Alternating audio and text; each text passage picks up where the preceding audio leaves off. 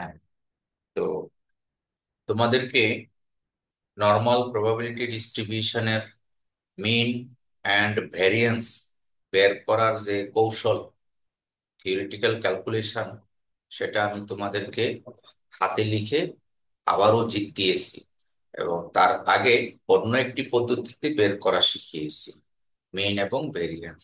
ওইটা ছিল সংক্ষিপ্ত পদ্ধতি, প্লাস সেখানে properties of normal probability distribution, sorry standard normal probability distribution use করেছিলাম। আর গত স্লাইড যেটা আমি দিয়েছি, হাতের লেখা 4 পাতার একটা কপি, সেখানে আমরা ইউজ করেছি properties of definite integral and gamma function, এই দুটো ইউজ করেছি। তো আমি ওই প্রপার্টি দুটো একটু আলোচনা করে দিব। স্লাইডে লেখা আছে এক পার্শ্বে, তোমরা দেখবে। এবং আমি, আমার মনে হয় তোমাদের দুই সেকশনকে আমি পড়িয়েছি। একটি ডেফিনিট ইন্টিগ্রালের প্রপার্টি হলো -a থেকে a f of x dx, এর রেজাল্ট হলো দুটি, একটি জিরো, জিরো যখন f of x is or odd function, আর two times of zero to a f of x dx যখন ইভেন ফাংশন। এই প্রপার্টিটা আমরা ইউজ করেছি। আর হলো ক্যালকুলাস টুতে আমরা গামা বিটা ফাংশন পড়েছিলাম, সেখান থেকে একটা ফর্মুলা হলো gamma m is equals to integration zero to infinity e to the power minus x x to the power n minus one dx. এই ফর্মুলাটি ইউজ করছি। আর এই ফর্মুলায় আমরা দেখেছি এন এর মান, এন এর মান হয়েছে হাফ। আমাদের অঙ্কে এন এর মান ছিল হাফ। তাহলে প্রবলেমটা দাঁড়িয়েছিল এই টাইপের, গামা হাফ আর গামা হাফ ইকুয়ালস টু √5। এটা একটা থিওরাম হিসাবে আমরা পড়িয়েছিলাম। তো যারা আমার হাতের লেখা শিটটা কমপ্লিট করেছো, তারা এই জায়গাটাতে হয়তোবা একটু রিকল করতে হবে যে কিভাবে আমি হাফ মাইনাস ওয়ান কে এই গামা হাফ লিখে ফেলছি। এটা হলো গামা ফাংশন থেকে।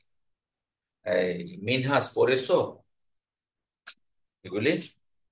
তোমাদেরকে কিন্তু আমি যে দুটা দিয়েছি, এই দুইটা হয় দুইটা আসবে, না হয় একটা আসবেই। ঠিক আছে? অর্থাৎ জি স্যার। স্ট্যান্ডার্ড ডেভিয়েশন অথবা মিন। স্ট্যান্ডার্ড ডেভিয়েশন যদি আসে, তোমাকে কিন্তু ভেরিয়েন্স বের করতে হবে। দেন ফর্মুলা অনুযায়ী standard deviation is equals to square root of variance দিয়ে সিগমা রেজাল্ট আসবে। আর যদি ভেরিয়েন্স আসে, সিগমা স্কোয়ার রেজাল্ট আসবে। সো এই আইটেমস গুলো তোমাদেরকে ক্লিয়ারলি পড়তে হবে। আর নর্মাল প্রবাবিলিটি ডিস্ট্রিবিউশনে তোমাদের প্রশ্নের সাথে ডিস্ট্রিবিউশন টেবিল থাকবে। আর আমি চেষ্টা করেছি কিভাবে নর্মাল প্রবাবিলিটি ডিস্ট্রিবিউশনের ম্যাথমেটিক্যাল প্রবলেম সলভ করতে হয়। ঠিক আছে?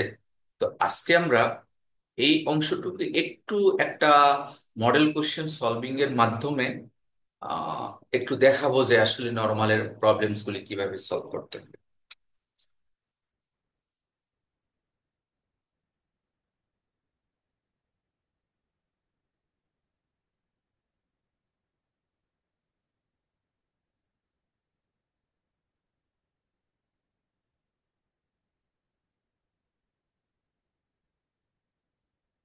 আমি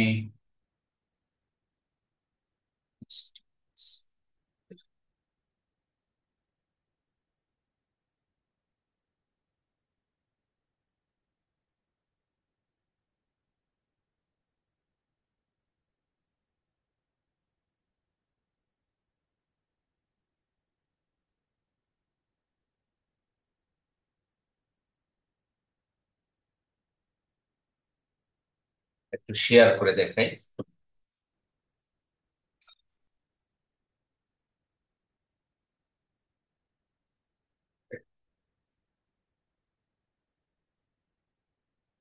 আমি তোমাদেরকে মডেল প্রশ্ন দিব একটু পরে।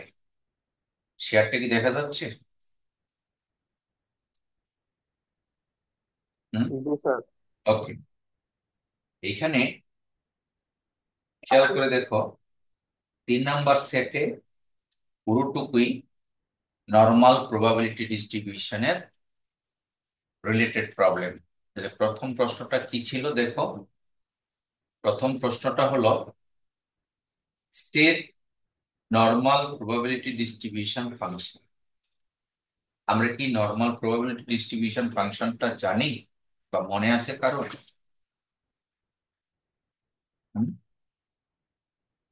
নর্মাল প্রবাবিলিটি ডিস্ট্রিবিউশন ফাংশনটাকে লিখতে বলছে, তাহলে আমরা কিন্তু জানি normal probability distribution function f of x equals to 1/σ√2i √2i into e to the power e⁻½ half into x minus mu by sigma whole square. তারপরে ডানে লিখতে হবে মাইনাস ইনফিনিটি থেকে x up to plus infinity. এই যে এটা, এটা পুরোটুকু একেবারে নির্ভুল ভাবে লিখতে হবে। পাশাপাশি তুমি লিখে দিয়ে বলতে পারো where mu and sigma are the mean and standard deviation of the distribution। ওই যে মিউ আর সিগমা তার একটু পরিচয় দিয়ে দিবা। এই হলো নর্মাল প্রবাবিলিটি ডিস্ট্রিবিউশন ফাংশনের এক্সপ্লেনেশন। তারপরে আসো, আমরা যদি দেখি তাহলে আমরা পেয়ে গেলাম যে state normal probability distribution function. বোর্ডে লিখে দিয়ে, এটা স্লাইডেও লিখে দিয়েছে, আগেও লিখে দিয়েছি, ফাইন। তার সাথে অ্যাড করা হয়েছে write down any 5 properties of normal probability distribution. Normal probability ডিস্ট্রিবিউশনের যে কোনো 5টি বৈশিষ্ট্য লিখো ছয়টা তোমার। যে দেওয়া আছে ওইখান থেকে। ইয়েস, কোথায় দেওয়া আছে? স্লাইডে 6টা। স্লাইডে। আমরা যদি এটা মনে রাখতে পারি তাহলে 5টা লিখতে পারবো, মনে না রাখতে পারলে পারবো। তার মানে আমাদের স্লাইডটা একটু পড়তে হবে, ঠিক আছে? এখন কি স্লাইড দেখে আবার পড়াতে হবে নাকি? একবার তো পড়িয়েছিলাম। জি স্যার। হুম, তাহলে স্লাইড থেকে আমরা দেখে দেখে নর্মাল প্রবাবিলিটি ডিস্ট্রিবিউশনের প্রপার্টিজ গুলো আবারও আমরা পড়ে নিব। 5টা প্রপার্টির মধ্যে ইম্পর্টেন্ট কয়েকটা প্রপার্টি আছে যেগুলি দিয়ে আমরা পরবর্তীতে কাজ করেছি। যেমন sum of all probabilities, that is integration, কি হয়? ইন্টিগ্রেশন হয় 1। ঠিক আছে, দ্যাট ইজ এই যে কিছুক্ষণ আগে যে তোমাদের প্রবাবিলিটি ফাংশন দেখিয়েছি, সেই ফাংশনের integration from minus infinity to plus infinity, ওই লিমিটের মধ্যে তার রেজাল্ট 1। এটা হলো একটা ক্যারেক্টারিস্টিক্স। এই হলো এখানে properties of normal probability distribution. তাহলে প্রথমটাই হলো সেটা, integration from minus infinity to plus infinity f of x dx 1। আর দ্বিতীয়টা হলো all f of x is greater or equal to for all x। তৃতীয়টা পজিটিভ ইনফিনিটি হলেও জিরো, নেগেটিভ ইনফিনিটির দিকে limit গেলেও জিরো। আর মিউ প্লাস এক্স এর মান মিউ মাইনাস এক্স এর মানের সমান, সিমেট্রিক অ্যাবাউট মিউ। তারপরে ম্যাক্সিমাম ভ্যালু পাওয়া যায় মিউ পয়েন্ট, আর পয়েন্ট অফ ইনফ্লেকশন আসে mu plus sigma mu minus sigma. এই এই 6টা প্রপার্টির যে কোনো 5টা বা 6টা বা 3টা বা 4টা আসতে পারে। যাই হোক, যেহেতু মডেল, আমরা মডেল হিসাবে এটা ট্রেড করছি। স্লাইডে তো অবশ্যই আছে, থাকবে। এরপরে আসো, আমরা যদি দেখি যে মডেল কোয়েশ্চেনটা, হ্যাঁ, তাহলে পুরো অংশটুকু আশা করি ক্লিয়ার হয়েছে, রাইট? যে standard normal probability distribution function এবং তার প্রপার্টিজ গুলা। এছাড়াও কিন্তু এই টাইপের আরো কয়েকটা আছে নর্মাল প্রবাবিলিটি ডিস্ট্রিবিউশনের, যেমন মিউ এবং সিগমার সিগনিফিকেন্ট। হ্যাঁ, mu controls the position and sigma control the shapeness of the thickness of the distribution। এই দুটা হলো তার মিউ সিগমা রিলেটেড অপারেশনস, সেটাও আসতে পারে। নেক্সট, দ্বিতীয় যে প্রশ্নটা, আহ খেয়াল করে দেখো, show that the mean of the normal probability distribution is mu, যা আমরা কয়েকভাবে দুই ভাগ করে দেখিয়েছি। মিন এরটাও আসতে পারে, ভেরিয়েন্স এরটাও আসতে পারে। দুইটাই যেহেতু প্রায় একই রকম, দুইটাই ভালো করে শিখে নেবে। ঠিক আছে, আমি যদি তোমাদের স্লাইড থেকে দেখাই, বিশেষ করে আমরা তো সম্ভবত তোমাদেরকে শেয়ার দিয়েছিলাম। হ্যাঁ, এই যে ওপেন করে নিচ্ছি, এটাই দেখিয়ে দিচ্ছি, দেখো। হ্যাঁ, তাহলে এখানে দেখা যাচ্ছে show that the mean of the normal probability distribution is mu. First of all আমাদের কি বের করে নিতে হবে? প্রবাবিলিটি ডেন্স ফাংশনটা। ওকে, তারপরে তারপরে আমাদের মিনের সংজ্ঞা, according to definition, what is mean? Mean is expectation of x. আর this is the for discrete continuous random ভেরিয়েবলের জন্য এক্সপেকটেশন অফ এক্স এর সংজ্ঞা। তারপরে আমরা কি করলাম? এফ অফ এক্স এর মানটা বসিয়ে দিলাম উপর থেকে। বসিয়ে দিয়ে আমাদের কাজ হলো সাবস্টিটিউশন করা। এই অংশটুকুকে জেড ধরেছি, সেখান থেকে এক্স এর মান বের করেছি, ডিএক্স এর মান বের করেছি, সীমানা ট্রান্সফার করেছি। তারপরের কাজ কি? তারপরে আমরা এক্সপেকটেশন অফ এক্স এর ক্যালকুলেশনটাকে দুই ভাগে ভাগ করেছি। এই হলো প্রথম ভাগ, এই হলো দ্বিতীয় ভাগ। দ্বিতীয় ভাগের ইন্টিগ্রেশনটা জিরো বলেছি, because this function is an odd function, এটা উল্লেখ করেছি। Since our function is odd function, দ্বিতীয় ফাংশন অড, তাই রেজাল্টটা জিরো।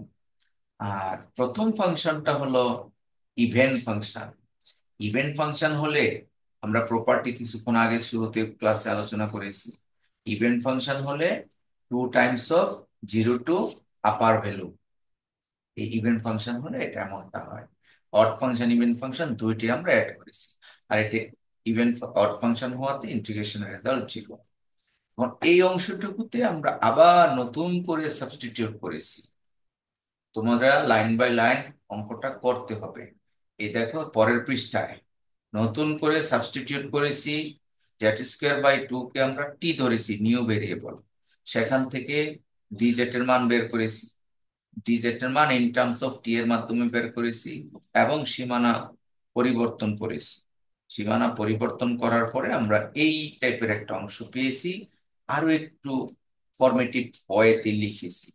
আর এটাই হলো gamma half, as per definition of gamma function, যা আমরা কিছুক্ষণ আগে একবার দেখিয়েছি। তো গামা ফাংশনের সংজ্ঞা মতে এখানে যে অংশটুকু থাকবে n-1, সেটাই হবে গামা হাফ। আর গামা হাফের মান রুট পাই, যা আমরা থিওরিতে শিখেছি, প্রমাণ হিসেবে শিখেছি।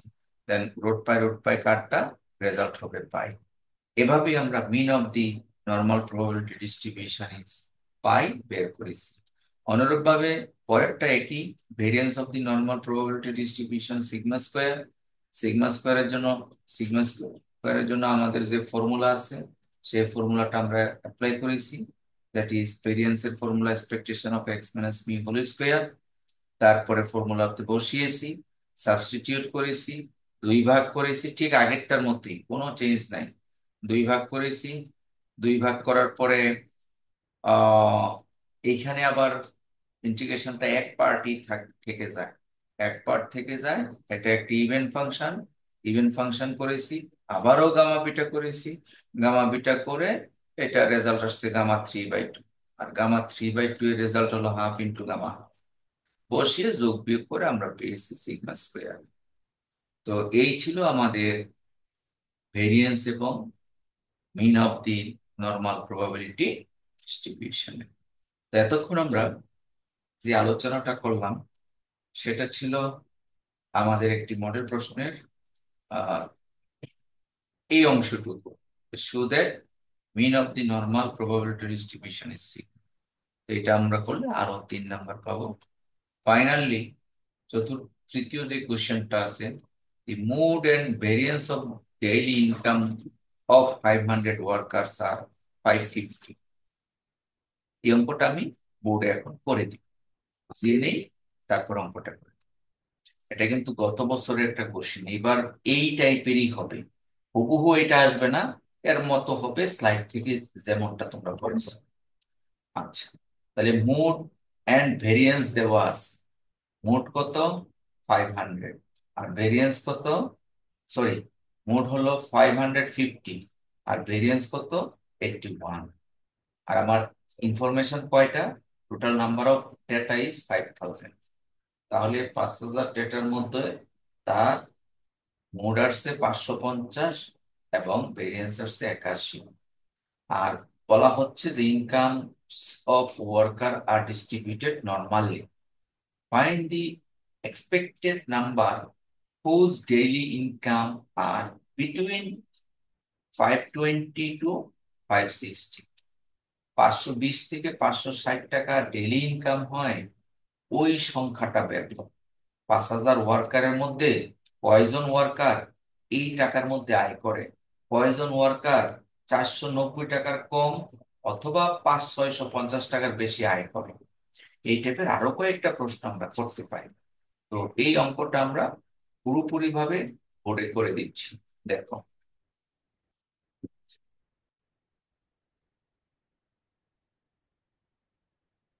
বৃষ্টি হচ্ছে নাকি? মিরাজ, তুমি কোথায়? মিরাজ কোথায়? স্যার আসসালামু আলাইকুম। ওয়ালাইকুম আসসালাম। তুমি কোথায়, ক্যাম্পাসে? না স্যার, আমি বাইরে স্যার। পার্কে? জি আচ্ছা, ঠিক আছে। তাহলে যে মডেল একটা প্রশ্ন দিয়েছিলাম, সেটা তোমাদেরকে না দিয়ে এটার মতো করে আমরা পিওর ফাইনাল মডেল কোশ্চেন দিব। তো যেই প্রশ্নটা নিয়ে আলোচনা করতেছিলাম, প্রশ্নটা আমি সংক্ষিপ্ত ভাবে লিখি। প্রশ্নটা হলো, আচ্ছা, একটু ক্যামেরাটা ঠিক করে নিই।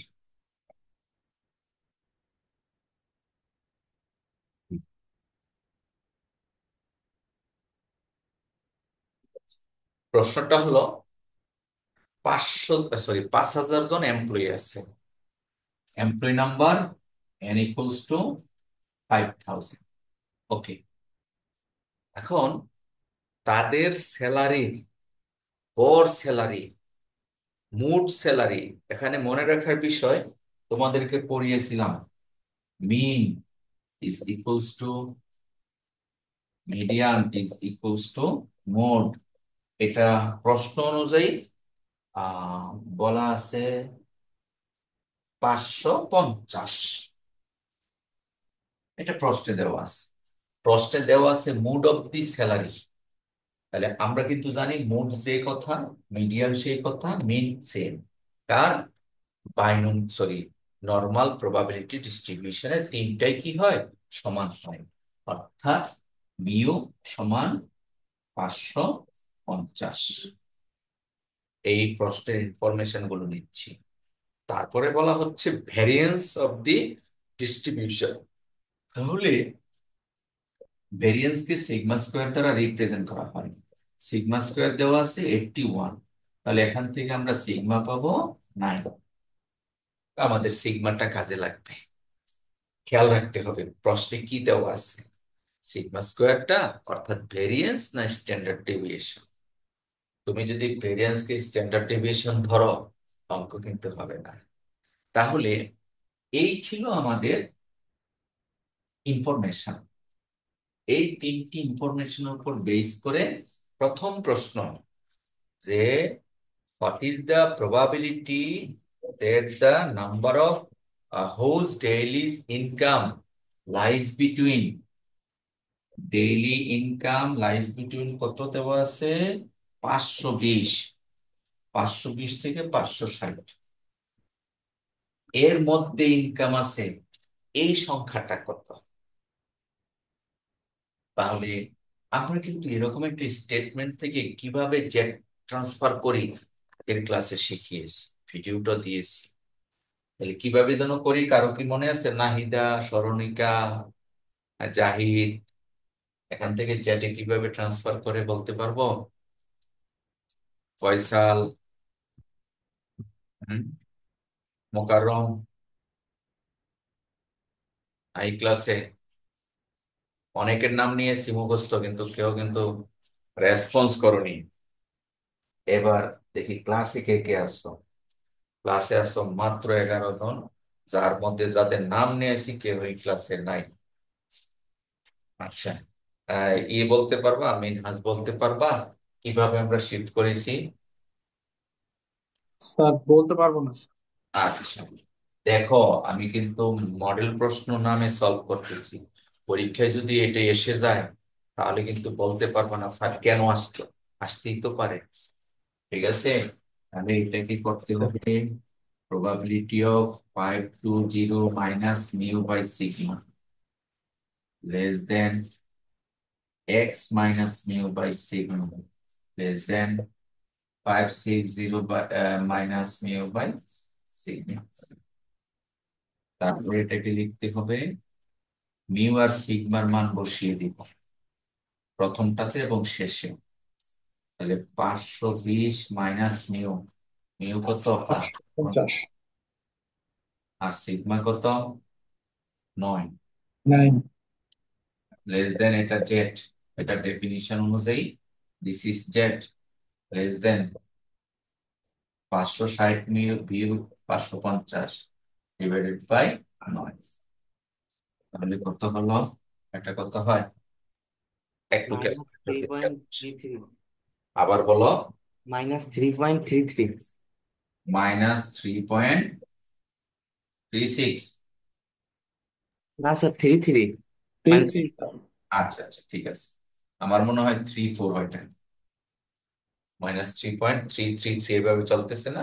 আচ্ছা, 33 দাও, যা আছে তাই, কোনো সমস্যা নেই। লেস দেন জেড, লেস দেন এটা কত?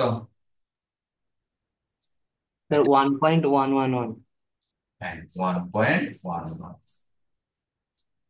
এবার আসো, এরপরে আমি যে কাজটা করেছিলাম, এরপরে তোমাকে একটা চিত্র আঁকতে হবে, জেড টেবিলের চিত্র। তাহলে চিত্রটা আমরা এদিকে আঁকি।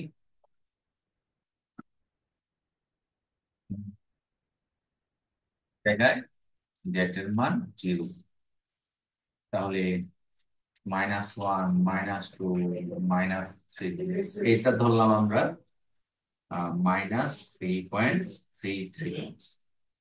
লেখা আছে বড় করে, হাইস্ট প্রপোর্ট রেট। আর 1.11 এই জায়গাটা 1.1, অর্থাৎ খেয়াল করে দেখো, as per requirement our region is shaded region। এই হলো আমাদের রিজিয়ন 3.3 থেকে 3.3 থেকে 1.1। আমরা কি এখানের পরে এই চিত্রটা বুঝতে পেরেছি? এনহান্স। জি স্যার, চিত্রটা বুঝছি। এখান থেকে আমরা জেড টেবিল করবো কিভাবে? এটা করতে হলে আমরা যখন জেড এর মান 1.11 নিব বা তার চেয়ে কম, তখন এই পুরো এরিয়াটা এবং এখানকার ছোট এরিয়াটা, এটা বোঝায়। আর যখন জেড এর মান -3.33 বা তার কম ধরবো, তখন এই সাদা এরিয়াটা বোঝায়। তাহলে বড় মানটা থেকে ছোট মানটা বাদ দিলে আমার এই রেজাল্ট, অর্থাৎ এটা আসবে probability of Z less then 1.11 minus probability of Z less দেন -3.3। এই লাইন থেকে এটা আমাদের ক্লিয়ার। নিচে দেখা যায় না। দেখা যায় না? আচ্ছা আচ্ছা, ঠিক আছে। পরে, আচ্ছা, আমরা একটু দূরে নেই, তাহলে আমার মনে হয় দেখা যাবে। এখন দেখা যাচ্ছে, রাইট? তাহলে প্রবাবিলিটি অফ জেড লেস দেন 1.11, এটা ইন্ডিকেট করে এই পুরো এরিয়াটা প্লাস বাম সাইডের ছোট্ট এরিয়া। এটা দিয়ে ইন্ডিকেট করে বাম সাইডের এই ছোট এরিয়া। পুরোটা থেকে ছোট ছোট বাদ দিলে আমার টার্গেট এরিয়াটা আমরা পাবো। আর এখান থেকে আমরা জ্যাক টেবিল ইউজ করে ক্যালকুলেশন করব। তাহলে আমরা দেখি, তোমাদেরকে মনে হয় আগের ক্লাসে জ্যাক টেবিল প্রোভাইড করেছিলাম। তো স্যার এক্সামে কি জেড টেবিল দেওয়া থাকবে? ইয়েস, তোমাদেরকে আমি জ্যাক টেবিল দিয়ে দিই।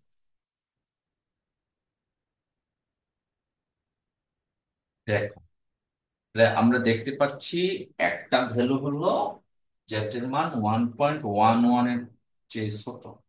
তো 1.11 কোথায় আছে?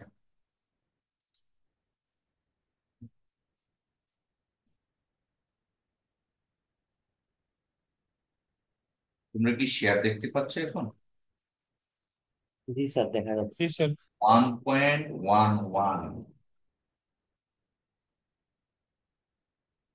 দেখো তো কমন করেছি কিনা এই রেজাল্টটা।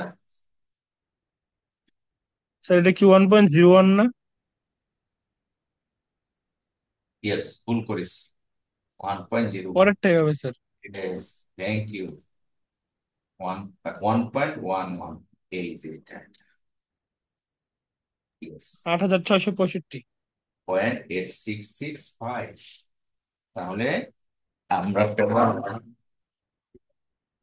এটার জন্য পরে বড় করে দেখাবো, 0.8665 মাইনাস পরেরটা যেটার মান -3.33। তাহলে মাইনাস একটা তো উপরে, -3.33, এটা কত হয় দেখি আমরা। -3.3, 0.0004। এই যে, দেখো তো এটা কিনা জি পয়েন্ট স্যার। জি স্যার।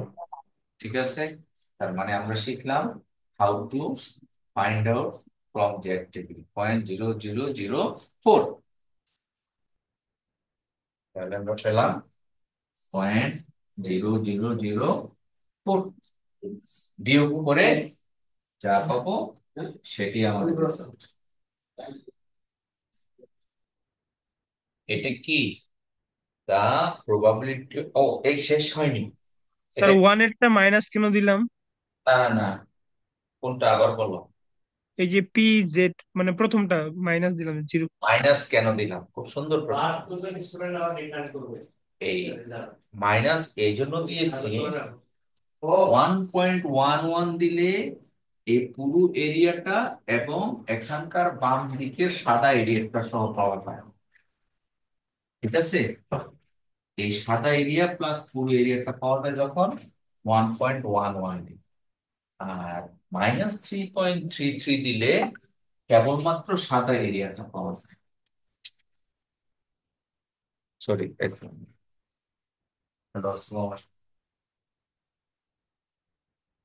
হ্যাঁ হ্যাঁ, এই ক্লাসে ক্লাস।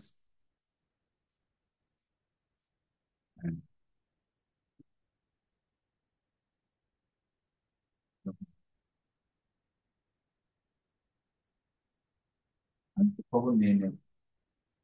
হ্যাঁ, আমি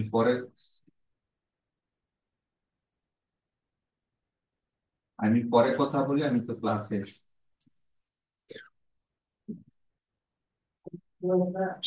হুম, আচ্ছা, কত হলো? স্যার 0.8661। 0.8661। 8661। আচ্ছা, এটা হলো প্রবাবিলিটি।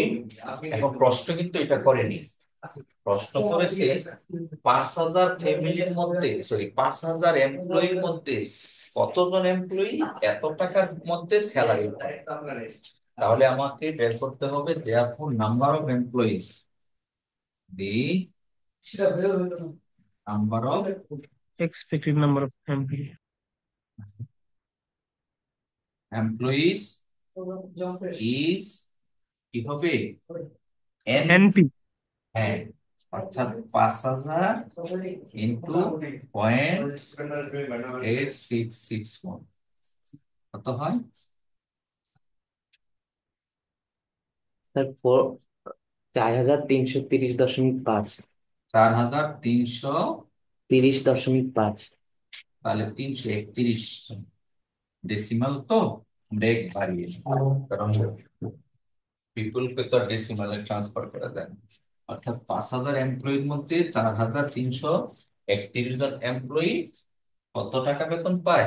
520 টাকা থেকে 560 টাকার মধ্যে পার ডে। আশা করি প্রশ্নটা বুঝতে পেরেছি। এবার দ্বিতীয় যে কোশ্চেনটা আছে, আমি বুঝতে পারলাম।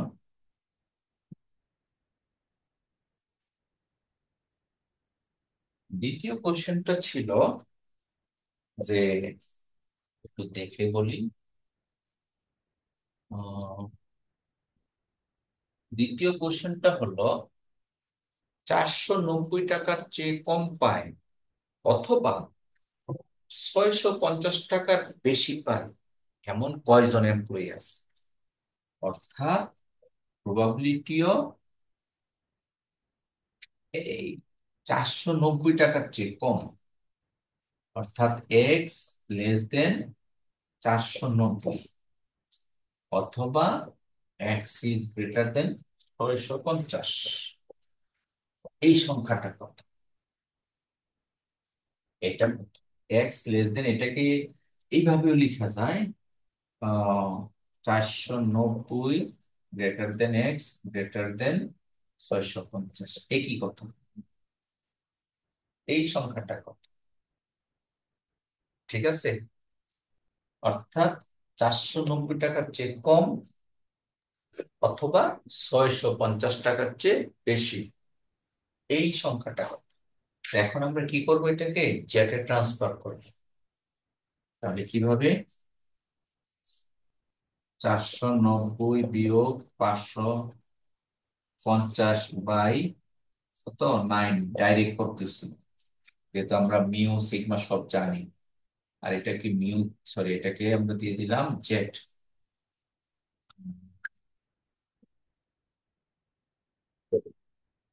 আসসালামু আলাইকুম মনির ভাই, কি বলেন? হ্যাঁ, ক্লাসে।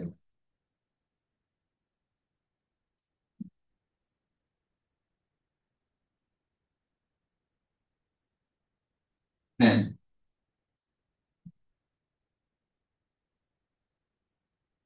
জি জি জি, থাকবো থাকবো।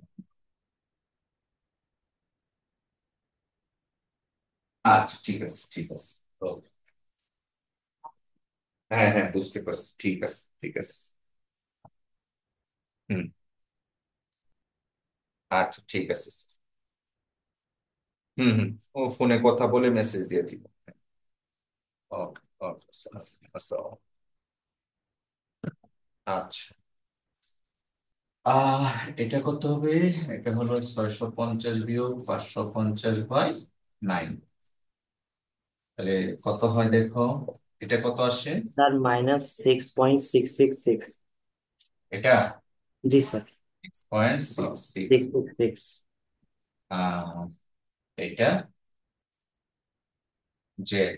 আর এটা কত? স্যার 11.111। এখন তো আমরা এটা পেয়ে গেলাম। এটা একটা চিত্র না এঁকে কিন্তু পারবো না। ঠিক আছে, চিত্রটা আঁকি দেখো, এখানে আঁকি।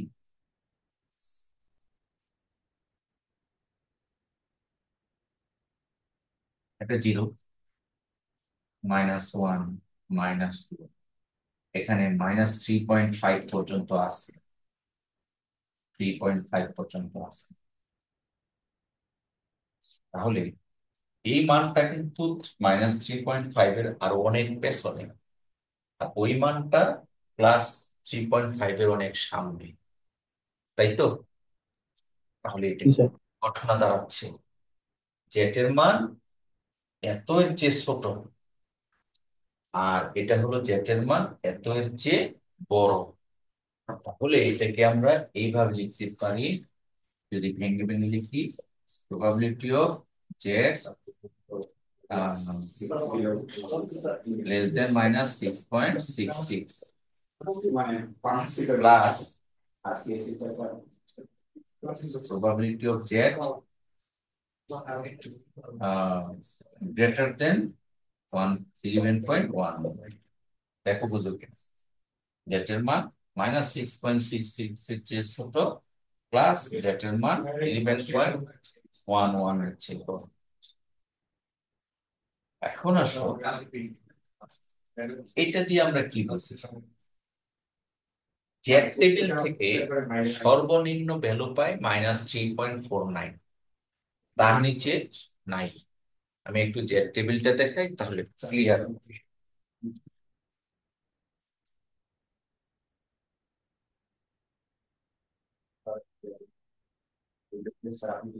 আমরা জেড টেবিল থেকে স্পষ্ট বুঝতে পারছি -3.49 পর্যন্ত হয় 0.0002। তারপরে যত পেছনে যাব অর্থাৎ -4, -5, -6 তাদের জন্য রেজাল্ট কি হতে পারে কেউ বলতে পারবে? 0.0000। ক্লিয়ার? এর চেয়ে ছোট মান হলে সব রেজাল্ট কি হবে? 0 হবে। আমি কি বোঝাতে পেরেছি? জি স্যার। আর কাউন্টেবল ভ্যালু আসবে up to what? Up to -3.49 পর্যন্ত। আচ্ছা, এটা যেমন আমরা বুঝতে পারলাম। এবার পজিটিভ দিকে যদি দেখি, আমরা পজিটিভ ভ্যালুস পাবো আপ টু 3.49 এর পরে আর পজিটিভ ভ্যালু আসবে না। বাকি সব ধরো তুমি যদি হিসাব করো 3.5, 6, 7, 4, 5, 6, 7 সবকিছুর জন্য তখন কি ভ্যালু আসবে? হুম পরবর্তী সকল মানের জন্য রেজাল্ট কত আসবে? 1.00। 1.00 মিনস 1 আসবে। অর্থাৎ 3.49 এর চেয়ে বড় যত মান আছে সবগুলোর জন্য 1 আসবে, আর -3.49 এর চেয়ে ছোট যত মান আছে সবগুলোর জন্য 0 আসবে। এইবার আসো, এতক্ষণ আমরা যে কনসেপ্টটা কি করেছি, বেসিক্যালি এটা ইন্ডিকেট করে মানে 11.11 এর চেয়ে বড়। 11.11 এর চেয়ে বড়, এটা জ্যাক টেবিল থেকে যদি আমরা বের করতে যাই, আমি এই পাশ দিয়ে দেখাই, এই মানটা আসবে 0, স্পষ্ট এতক্ষণ বোঝালাম। আর এই মানটা আসবে +1 - probability of z less than 11.1। হিসাব অনুযায়ী জেটের মান 11.11 এর চেয়ে বড়। আমরা যদি দেখি টাচ করি দেশে 11.11, তাহলে ওই এলাকাটা পাওয়ার শর্ত কি? পুরো 1 থেকে পেছনের বাম দিকের এরিয়াটা বাদ দিই। এইটাই লিখেছি, পুরো 1 থেকে বাম দিকের এরিয়া বাদ। কিন্তু এর জন্য রেজাল্ট কত পাই? এর জন্য রেজাল্ট 1 পাই। 1। দে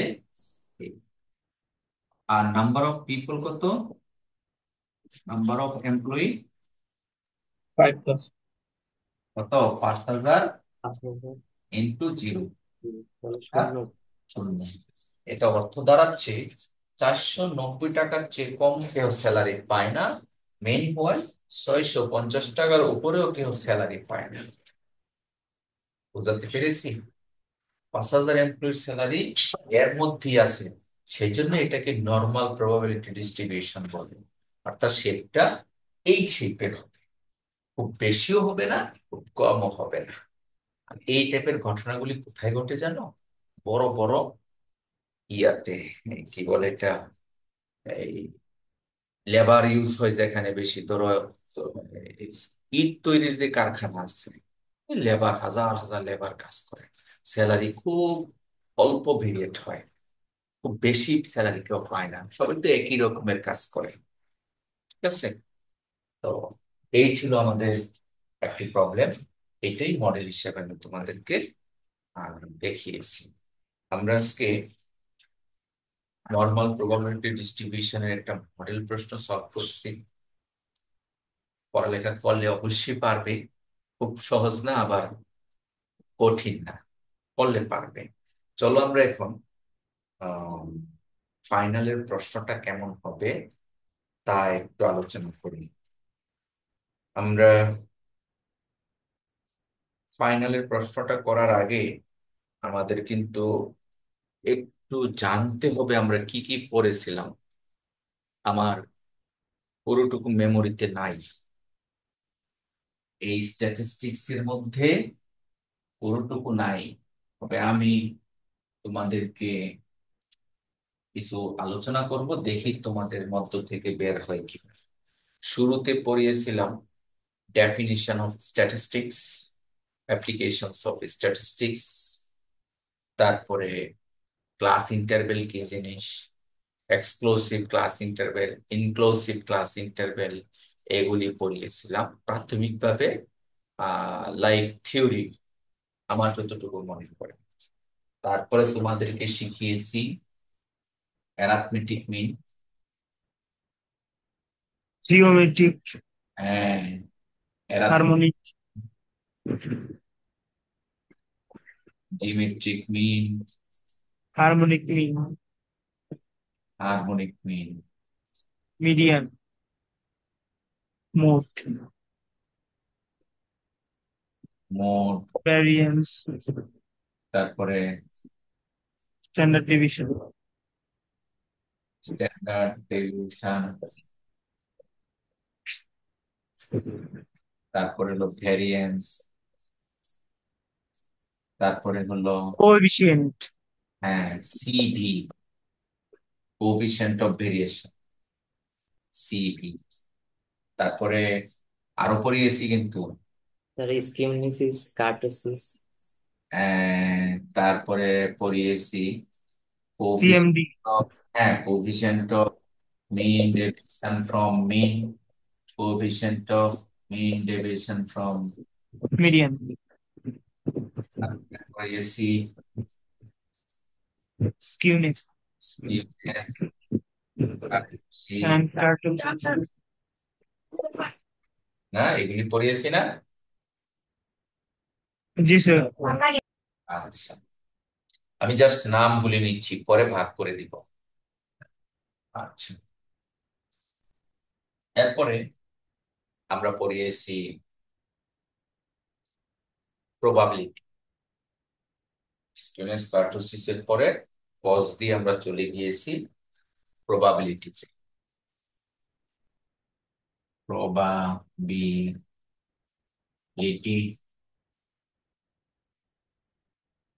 কন্ডিশনাল,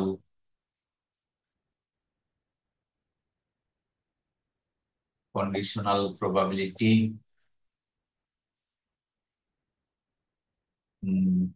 বায়াস থিওরাম, না, এবং এই রিলেটেড, তারপরে আমরা বায়াস থিওরাম, বাইনোমিয়াল, হ্যাঁ ওগুলি একটু পরে আসতেছি। বায়াস থিওরাম পর্যন্ত এই রিলেটেড, এখান থেকে একটা সেট প্রশ্ন হবে। তারপরে আমরা শিখেছি random variable, random variable.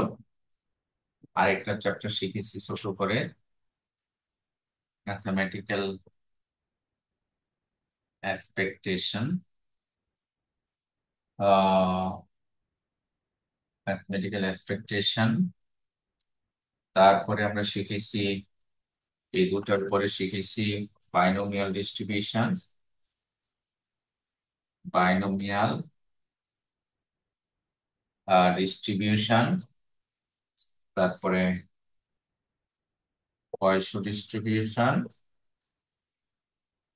Normal distribution, binomial, Poisson, normal distribution.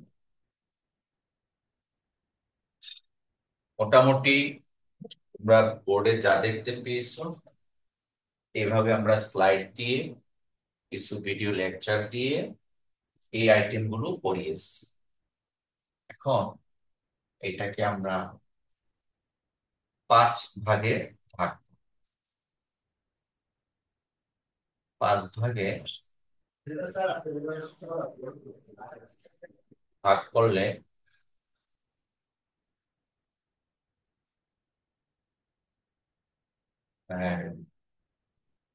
দেখো এর বাহিরে কোনো পড়িয়েছি কিনা আমাদের কি মনে আছে? হুম। স্যার প্রমাণ ছিল মেবি দুইটা। ওরে বাবা, দুইটা প্রমাণ করিয়েছি তো নর্মাল প্রবাবিলিটি ডিস্ট্রিবিউশনের মধ্যে। নর্মাল প্রবাবিলিটি ডিস্ট্রিবিউশনের মধ্যে দুটা প্রমাণ ছিল, সেই দুটা প্রমাণ। চলো আমরা এটাকে এখন ভাগ করে দিই। এই যে আজকে যে প্রমাণ আলোচনা করেছি, এখানে অঙ্ক করেছি, এখানে আমরা ভাগ করে দিচ্ছি কোশ্চেন আকারে। সেটা হলো নর্মাল প্রবাবিলিটি ডিস্ট্রিবিউশন। হ্যাঁ, এটা হবে 3 নাম্বার কোশ্চেন। ম্যান্ডেটরি, একটা ম্যান্ডেটরি করে দিলাম, কোশ্চেন 3। তারপরে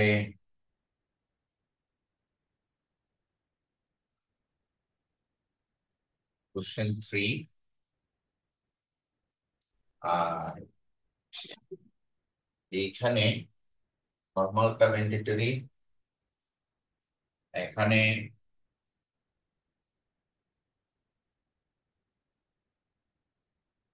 সহজ করে দিচ্ছি। আহ এখানে তো অনেক কিছু করিয়েছি, এটাকে আমরা সহজ অংশে দেই যেন তোমরা ভালো রেজাল্ট করতে পারো। আমরা মিন, মিডিয়ান, মোড এইটা উপরে তুলে দিচ্ছি। Coefficient of mean deviation from mean, coefficient of mean deviation from median, এই অংশ থেকে কোশ্চেন 1। দেখো আমি আবার বলি, arithmetic mean, geometric mean, harmonic mean, median, mode, coefficient of mean deviation from mean, coefficient of mean deviation from median, এই অংশ থেকে এক সেট কোশ্চেন 1।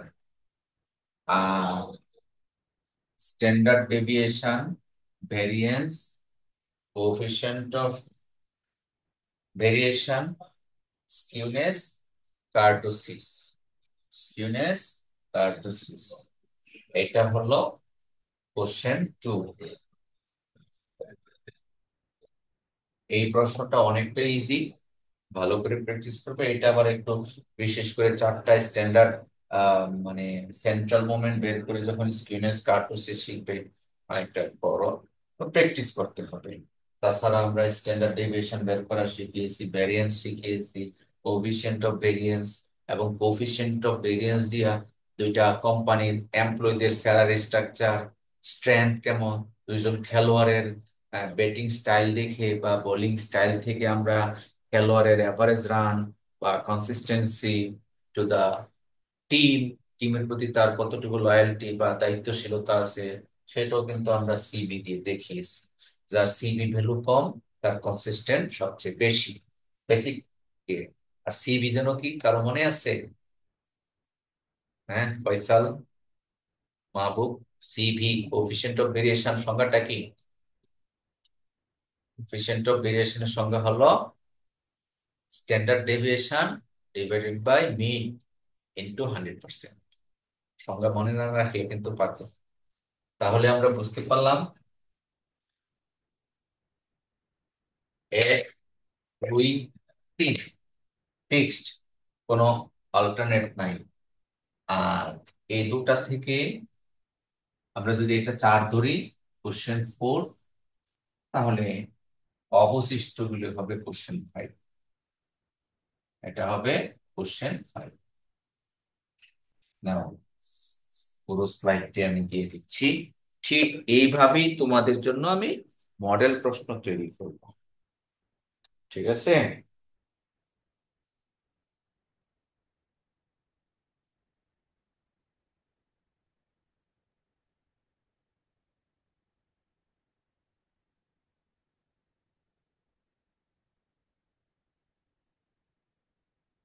তোমাদের গ্রুপে মডেলটা দিয়ে দিলাম, খেয়াল করিও আমি একটা টাইটেল থেকে একটা কোশ্চেন করতেছি, because it is mandatory and it has some learning.